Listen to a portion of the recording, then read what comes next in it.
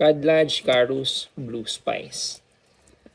Kamoy daw ng Imagination. So, unbox natin. Tapos first impression. Na-addict ako dun sa mga alternative ng Imagination. Particularly sa Marwa. Yung Bojai Rami, Hectic. Teka, paano bubuksan to? Yung Hectic okay din eh. Parang nag-grow na rin sa akin eh. Pero sa ngayon, Marwa pa rin ako. Marwa number 1. Okay. For the presentation, ito.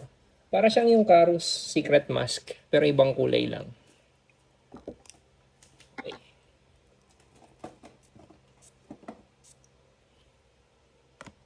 Oo nga, Brad.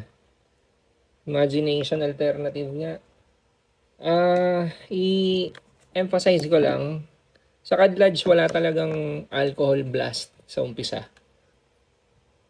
Kumbaga yung scent na mismo yung makukuha mo. I mean, 'di ba yung mga Middle Eastern perfume known for yung strong na alcohol blast sa umpisa. Parang after ilang seconds saka mo makukuha yung amoy na maayos, amoy na maayos. Pero ito, unang spray pa lang, hindi ko pa nga nilalapit sa ilong.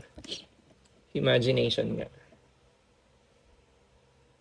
Huwag nyo na munang itanong kung which one is better. Basta sa ngayon, Marwa fanboy ako.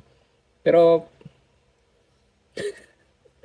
sabi ko, wala mo ng final judgment tungkol dito, pero gets mo kagad na Imagination dupe.